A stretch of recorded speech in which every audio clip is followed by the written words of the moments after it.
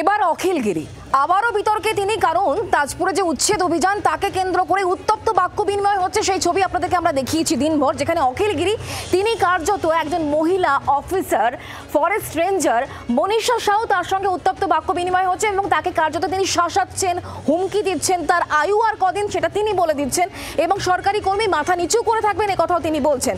তাজপুরে উচ্ছেদ অভিযানে যে বিতর্ক তৈরি হয়েছে, অখিলগিরি যে মন্তব্য করেছেন, একজন মহিলা সরকারি আধিকারিককে তিনি শাসাচ্ছেন, রাজ্যের কারামন্ত্রী তিনি আবারও বিতর্কে। 2022 সালে আপনাদের মনে আছে রাষ্ট্রপতিকে যে মন্তব্য তিনি করেছিলেন, তার পরিপ্রেক্ষিতে রাজ্যের মুখ্যমন্ত্রী মমতা বন্দ্যোপাধ্যায় তিনি স্বয়ং ক্ষমা চেয়ে নিয়েছিলেন। আর এবার আবারও একই রকমের মন্তব্য, যেখানে তিনি একজন মহিলা অফিসারকে পেটানোর হুমকি দিচ্ছেন, কার্যত তিনি শাসাচ্ছেন তাকে। ঠিক কি বলেছেন অখিলগিরি, যাকে কেন্দ্র করে এত বিতর্ক? শোনাবো। আপনি সবাইকে নিয়ে চলুন, বেশি দিন থাকতে পারবেন না, আপনার আয়ু 7-8 দিন 10 দিন। আমি আপনাকে বলছি যে বিট অফিসার আমি জানি ফরেস্টের কি কাজ হয়, কত বড় দুর্নীতি আমরা সব জানি। আমার জানি বিট অফিসারের বিরুদ্ধে কি আছে আমি জানি পাবলিকের, আমি কিন্তু ফাঁস করে দেবো সব বিধানসভা। আপনি আমাকে চিনেন না, আমি ওই কথা বলেন না আপনি আমাকে। আপনার সাথেও নেই, ওদের সাথেও পার্সোনাল নেই। আপনি এখানে থাকবেন না, ওরা থাকবে সারা বছর। এরা এখানে আতঙ্কে রাত্রিবেলা থাকে, জল মাথায় নিয়ে ওসব কথা বলবেন না। উনি কারো কথা শুনতে চান না, এত বড় ক্ষমতা মনে হচ্ছে।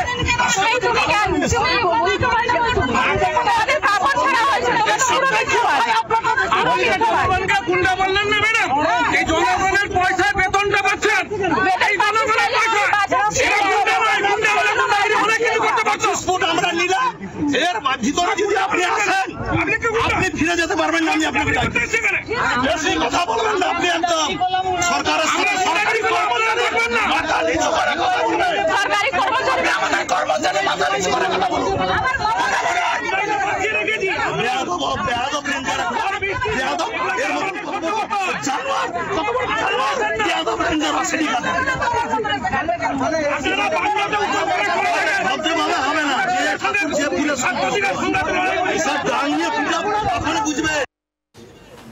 আমরা বিষয় নিয়ে আরো কথা বলবো। আমাদের সঙ্গে টেলিফোন লাইনে রয়েছেন আমাদের প্রতিনিধি কিরণ মান্না। কিরণ, যে বিষয়টাকে কেন্দ্র করে এত আলোচনা চলছে, ঠিক কি হয়েছিল, কি কারণে অখিলগিরি তিনি এই মন্তব্য করেছেন? একজন ফরেস্ট রেঞ্জার, একজন মহিলা আধিকারিক, সরকারি আধিকারিক, তার সঙ্গে এই ধরনের আচরণ বা এমন শব্দ তিনি চয়ন করছেন, যাকে কেন্দ্র করে এই মুহূর্তে তৃণমূল কংগ্রেস আবারও অস্বস্তিতে। হ্যাঁ দেখো, রাজ্য জুড়ে এখন উচ্ছেদ অভিযান, গভর্নমেন্ট ল্যান্ডের উপর থেকে উচ্ছেদ অভিযান অব্যাহত রয়েছে। তার মাঝখানে সমুদ্র এলাকায় শঙ্করপুরে সামুদ্রিক জলোচ্ছ্বাসে প্রায় 300 মিটার মতো এক জায়গায় ভাঙন ধরেছে। সেই ভাঙনের ফলে যেখানে যারা দোকানদাররা ছিলেন, প্রায় 22টি দোকান, তারা কিন্তু সেই ভাঙনের কবলে পড়ে তাদের দোকান বাড়ি ভেঙে যায় এবং সেই কারণে তারা এখন সেখান থেকে সমস্যায় পড়েছেন। অখিলগিরি ইতিপূর্বে দুবার ঘটনাস্থলে এসেছিলেন, তাদের কাছে জানতে পেরেছিলেন যে তারা সমস্যায় আছেন। অখিলগিরি যেটা আমরা জানতে পারছি, তিনি বলেছিলেন যে অস্থায়ীভাবে অন্য কোথাও তাদেরকে থাকতে এবং বাঁধ মেরামতির পর তারা আবার যথাস্থানে আসতে পারবে। এই মতো করে তিনি যখন ফরেস্টের জায়গার উপর দোকানদাররা যখন গতকাল রাতে ঘর করতে গেছিলেন, তখন ফরেস্টের লোকজন দেখতে পায় এবং ফরেস্টের লোকজন বলে যে এখানে ঘর করা যাবে না। সেই মতো করে তাদের কথায় তারা যারা দোকান করছিলেন তারা বলেছিলেন যে মন্ত্রী অখিলগিরি বলেছেন, তারা ফরেস্টের লোকজন বলেছেন আমাদের কাছে এই নিয়ে কোনো মন্ত্রীর তরফে কোনো বলা হয়নি, জানলে তারও ভেবে দেখা হবে। তখনই তারা অখিলগিরিকে ফের বলে যে আপনার নাম করা সত্ত্বেও এখানে শোনা হয়নি, এই ধরনের কথা বলাতে অখিলগিরি আজকে ঘটনাস্থলে যান এলাকা পরিদর্শন করতে। সেখানে গিয়ে যেটা বলছেন যে মানুষজন আতঙ্কে আছেন বর্ষা মরশুমে এবং সেখানে সমুদ্রের যে আগ্রাসী ঢেউ তাদের ভেঙে নিয়ে গেছে বাড়ি, তারা এখন বাস্তু ভিটে হারা হয়ে পড়েছেন, তারা সমস্যার মধ্যে আছেন, যে কারণে সেখানে ঘর করছিল। তখনই যিনি বন আধিকারিক মহিলা তিনি বলেছিলেন যে তাহলে বসে পরে দেখা হবে, কিন্তু সে তার আগে এখানে কেন অস্থায়ীভাবে ঘর করবে, যেখানে সরকারি নির্দেশ রয়েছে এখানে কোনো কেউ সরকারি জায়গার উপর কোনো ঘর করতে পারবে না। তখনই অখিলগিরি রেগে যান বলে যেটা অভিযোগ পাচ্ছি আমরা। হ্যাঁ। রেগে গিয়ে সেখানে বচসায় জড়িয়ে পড়েন, তারপরেই সেখানে উত্তেজনা পরিস্থিতি। তারপরে তার এই মন্তব্য এবং যাকে কেন্দ্র করে বিতর্ক। কিরণ, ধন্যবাদ আমাদের সঙ্গে টেলিফোন লাইনে থাকার জন্য। কিন্তু এই বিতর্কের পর অখিলগিরি তার সঙ্গে যখন কথা বলা হয়, তিনি কি বিন্দুমাত্র অনুশোচনা করেছেন? তিনি কি অনুতপ্ত? তার কি বক্তব্য শুনুন। এটা ফরেস্ট ল্যান্ড, এটা কোনো অসুবিধা নেই, কেউ কারো ল্যান্ড নিচ্ছে না, কোনো দোকানদার এখানে ল্যান্ড নিচ্ছে না, শুধু তারা কয়েক মাস বাঁধ মেরামতি পর্যন্ত অপেক্ষা করছে, এখানে এসে বসবে, দোকানদারি করবে। এখানে যেহেতু পর্যটন কেন্দ্র, সমুদ্রের ধারে বহু পর্যটক আসে, এখানে কিছু রুজি রোজগার করার জন্য তারা বসেছিল। এই ফরেস্ট অফিসাররা এরা কিছু কথা না শুনে রাতের অন্ধকারে দোকান সব ভেঙে দিয়েছে। তার জন্য গ্রামবাসীরা এসেছে। আজকে আমি বলে গেলাম 25 ফুট ভিতরে তারা একটু ভিতরে ঢুকে আসবে, অস্থায়ী ভাবে ভিতরে ঢুকে আসবে। পরবর্তীকালে বাঁধ মেরামত হলে আমরা আবার স্বচ্ছ জায়গায় চলে যাব। অখিলগিরি বক্তব্য শুনলেন। আর এই গোটা ঘটনার পর তৃণমূল কংগ্রেস আসরে নেমে পড়েছে। বনমন্ত্রী বীরবাহা হাসদা তিনি স্বয়ং ওই মহিলা ফরেস্ট রেঞ্জারের সঙ্গে ফোনে কথা বলেছেন, পুরো বিষয়টা তিনি জানার চেষ্টা করেছেন। এবং কুণাল ঘোষ তিনি এক্স হ্যান্ডেলে পোস্ট করেছেন, সেই সঙ্গে তিনি সাংবাদিক বৈঠক করেছেন এবং বলেছেন যে অখিলগিরির এই ধরনের আচরণ দল একেবারেই কিন্তু সমর্থন করে না, এটা অত্যন্ত দুর্ভাগ্যজনক, এমনই বলছেন কুণাল ঘোষ।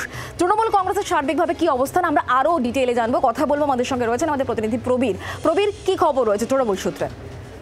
দেখো, দুটো বিষয়। একটা হচ্ছে প্রশাসনিকভাবে বীরবাহা হাসদা মন্ত্রী, তিনি দপ্তরের সঙ্গে কথা বলে পুরো বিষয়টার খোঁজখবর নিয়েছেন, রিপোর্ট চেয়েছেন এবং এই রিপোর্ট পাঠানো হবে মুখ্যমন্ত্রীকে এবং যে আধিকারিকের সঙ্গে কথা বলা হচ্ছে।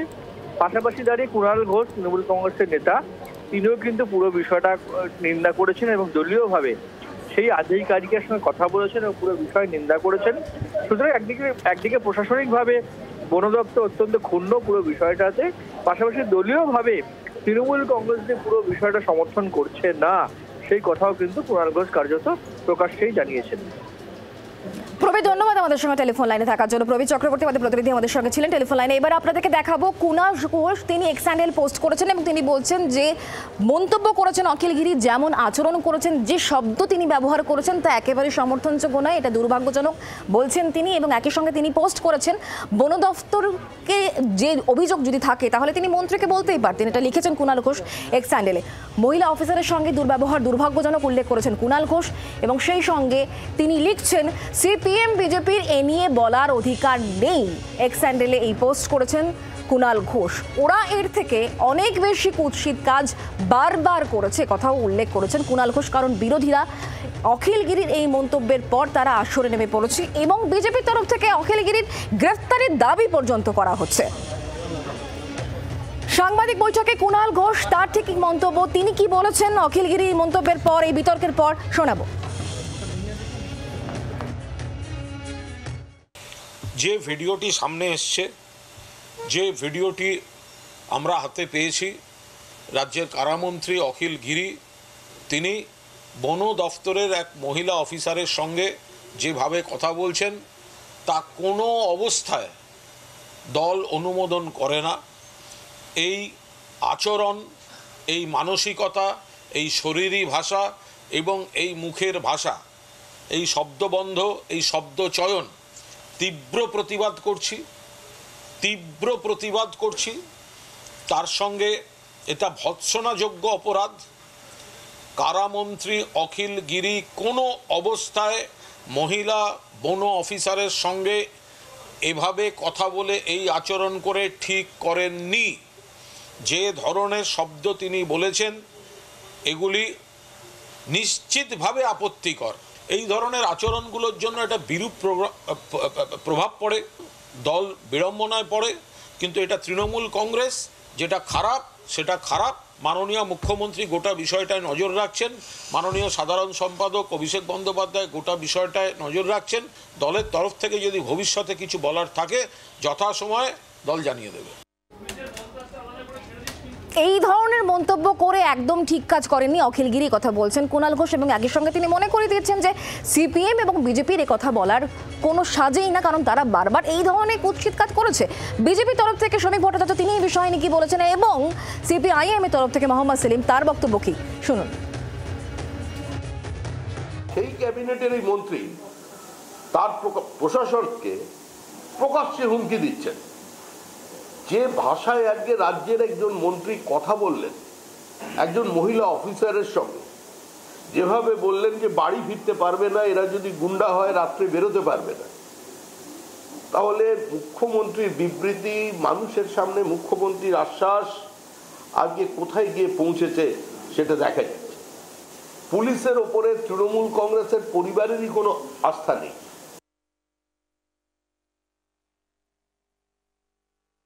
তৃণমূলের এই ধরনের নেতা, অখিল গিরির মতো নেতা বিখ্যাত কেন হয়েছে?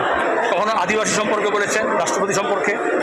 আসলে এরা নিজের ক্ষমতার দম্ভ জাহির করার জন্য সংখ্যালঘু, অন্য ধর্মের মানুষ, অন্যরকম দেখতে, অন্য জেন্ডারের মানুষ, এদেরকে মানুষ বলে গণ্য করে না। এটা হচ্ছে তৃণমূলের মমতা ব্যানার্জির সবচেয়ে বড় রাজনৈতিক দর্শন। বাংলার আওয়াজ, বাঙালির আবেগ, জি 24 ঘন্টা।